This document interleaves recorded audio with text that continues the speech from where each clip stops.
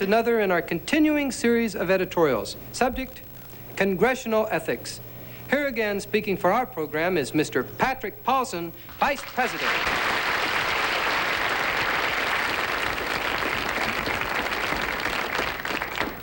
Good evening.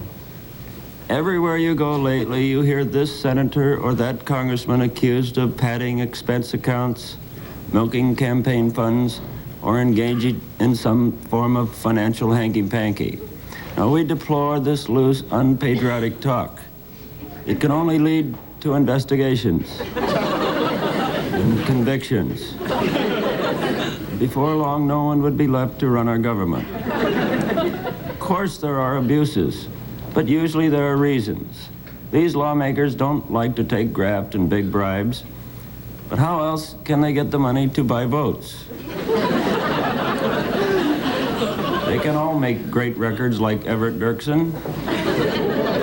And all that fuss about the senator who rented a yacht at government expense and threw a series of wild orgies. Picky, picky, picky. What do they expect him to do? Spend 6 years staring at those crummy cherry trees? A lot of these criticisms don't even make sense. I read an article that said, actually 2 pages, that said how to prove how corrupt our congressmen are. And another 2 pages complaining that they never show up for roll calls. If they're so crooked, who wants them around?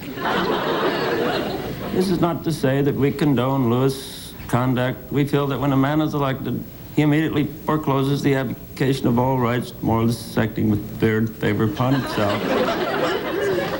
Or in the immortal words of Adam Clayton Powell, a public office is a public trust.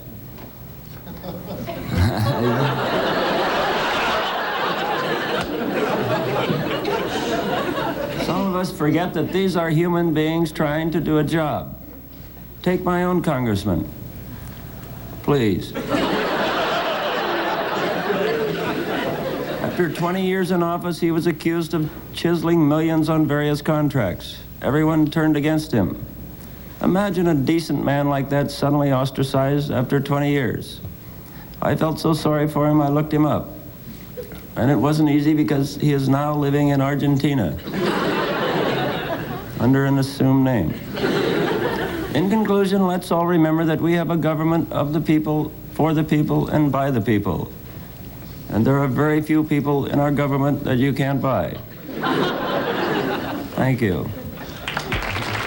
If you wish a copy of the preceding editorial, send a self-addressed stamped envelope to Editorial, Box 1763, Beverly Hills, California, zip code 90213.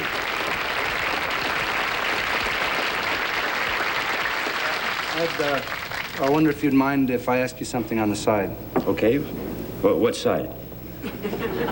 This other side, okay. Probably is better. That's my best side anyway. Yeah.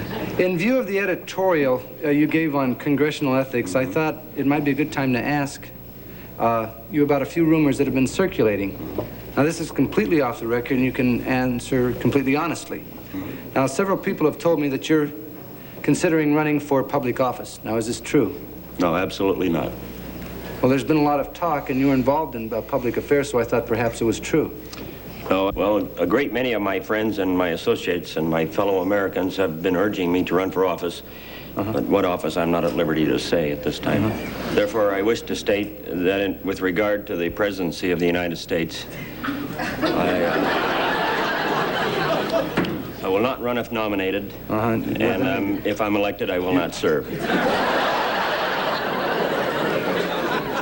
Then you are definitely not running for public office, right? Definitely not. I'm not a presidential candidate. I never have been. Well, that's straight from the horse's mouth, so that's sure going to disappoint a lot of people around the country. I know that. Well, what people would you be referring to? Well, quite frankly, the show's been starting to get a lot of letters from clubs that are springing up around the country that are advocating Pat Paulsen for president. Let me say this about that. I have no connection with my clubs throughout the country. They're nothing more than small groups of unsolicited, over-enthusiastic supporters of a great man. Then you actually have nothing to do with these clubs at all? Not only do I have nothing to do with them, I've really tried to dissuade these people from backing me. I've spent large sums of the money, these clubs. I've traveled around the clubs in the various parts of the country. I've met these people face to face, and I've told them that I'm not interested in being president. Well, I guess that settles that then. So, I certainly hope so, and I appreciate this opportunity so early in my campaign to make my position clear. And thank you, Tom. And thank you. Thank you, my fellow Americans. Well,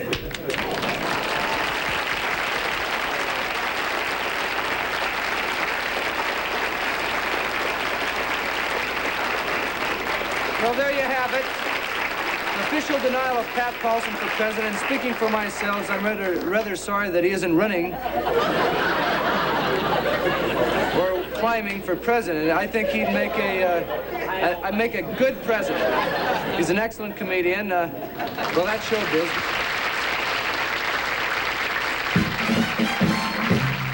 Up next, the cast put their best foot forward in a tribute to shoes. These are some of the shoes that you wear now and then. You don't know just where and you don't know just when. It's not true. It is true. Can't be true.